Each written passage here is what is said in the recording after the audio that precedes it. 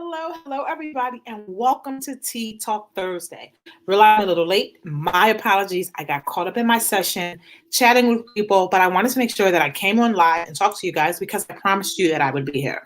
So we're going to give people a few minutes to join, and if you're catching the replay, I'll update you on who I am. So my name is Tamika. I'm the mouth of IG at Tamika Talks and the thought leader at Life and Pumps, where I am an influencer based in the Philadelphia area. Well, over there, we have our first guest. Hello, Tanya, and thanks for joining. So I'm not going to be before you long, although I always say that, and we tend to chat over the amount of time. But quiet as it kept. I am in Palm Springs. I should technically be packing my bag because I need to switch rooms. Don't tell anybody. Shh. Anywho, it is a beautiful day here in Palm Springs. I hope it is beautiful where you guys are. But let's just get started and let's talk about this. So if you've been following me on Facebook, you see I've been giving you little tidbits, just posting, talking about some of the coronavirus and what's going on. My actual reason for being here, the beginning of the week in Palm Springs, I'm actually finishing off. I'm attending an alt conference where I spoke today on Instagram. And the plan was that I was leaving this afternoon, heading into LA to participate in a second conference that was supposed to end at the end of the week. And in the middle of that, I was actually going to go to Expo West. So I had a lot going on. I was excited about coming to the West Coast and getting so much done at one time.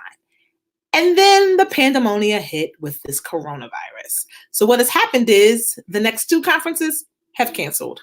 One canceled on Monday, I believe it was, and the other one canceled last night, probably around midnight, which left even more pandemonium because so many people were already at the airport or had already arrived in LA or were trying to figure out how they want to get their money back. So I just want to ask you a question. Do you feel like it's just hype or are you really, really, really afraid? Now, some of the comments that I've been having, concerns I've been having with some people, I think I offended them, and my intent was not to offend anybody. But I state, and I will continually state again, wash your hands. That is the first rule of thumb to not having to worry about an epidemic and things spreading. Wash your hands. Don't put your hands in your mouth. Don't put your hands in your eyes. Don't let your hands connect with fluids that are a part of your body. It sounds simple, right?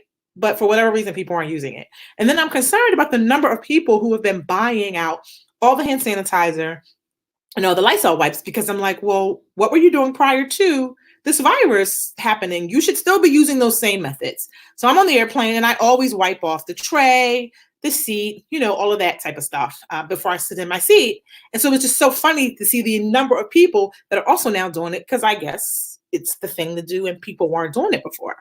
So my question to some people that I was speaking with is, if you were so concerned about virus because your immune system is compromised, you shouldn't have been going anyway, because if your immune system is that compromised, being in a large crowd is just not good for you. And whether it's coronavirus or not, it's just not good for you. Now, what we have to also look at is that more people have died from the flu than they have the coronavirus. Now, I get it. The concern is the spreading, the epidemic, and that people aren't taking necessary precautions. And then once they come down with the symptoms, they're not doing what they need to do to combat it. And I think that is where the pandemonium sets in at. But people have heard what they said and they've taken it and they are like going crazy. And so California has declared a state of emergency. So it looks like I'm probably going to have to leave early anyway, but I have to see Disneyland before I go. It just would not be right for me not to attend.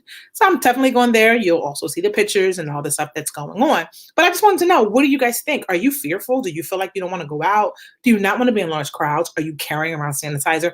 Are you the one who's bought all the Lysol wipes? Did you buy stock in Clorox or Lysol? Because I'm sure the stock is through the roof because they are bringing in the change. Cha-cha-ching, cha-ching, cha-ching, cha-ching. So let me know. Let me know what you're doing and what's working for you. The other thing I want to know is I woke up this morning and as I predicted, Warren has dropped out of the race. So many people wanted her to hold on. Girl power, thinking that she would come out on top. Yeah, you could see the numbers weren't in her favor. And unfortunately, I just don't feel like the world is ready for a woman president. And while I think she would be great, I kind of figured that was going to be the case. And especially coming up to combat what we're dealing with right now, we need somebody who people feel like they can stand behind. And we got to realize that Joe was not doing great. And I said he needs to secretly get in contact with President Obama or former President Obama and get some tips from him because he didn't know when to be quiet Whatever he did worked. South Carolina showed up. He pulled it out. He did the damn thing. And now he's a front runner. So what'll be interesting to see is who does Warren back? Because she's had things to say about both of them that weren't nice. They've said things about her. So it'll be interesting to see what happened. I knew Bloomberg was going to drop out. Like, there was no way he was going to win. He was just spending his money. Like, when you see the amount of money that he spent on ads, yeah, he could have paid off a lot of bills for me. And I wish he would have just lit me some checks and paid some of these bills I have, especially these student loan bills. Bloomberg, you out there, you're watching, send me a message so I can get you to pay these student loan bills off because they're killing me. But so now we're left with Biden and Sanders. Let's see what happens. They're both two different angles. Where I feel is Sanders is going to struggle is that people are concerned about his age and his health, and he will not release his health records. So the moment you won't release something to people, that's what they harp on. The whole thing with Biden, the issues he was having with his family, there's so many other things that are going to creep up into this campaign. And we already know that your current president does not fight fair. So it's probably going to be very ugly, but I can't wait to see what happens and how this unfolds. You guys know I'm going to be watching because it's what I do. But that is really all I wanted to talk to you guys about. I wanted to come in. I wanted to touch base. So for those of you who are probably going to catch the replay because I'm late and I know you guys are in transition, let me know your thoughts. I want to know, who do you think is going to become a Democratic candidate? Are we looking at Sanders? Will it be Biden? And then who do you think, I think someone's knocking at my door. Who do you think will be their running mate? Let me know. Drop me a message below and we'll talk soon. Have a great day.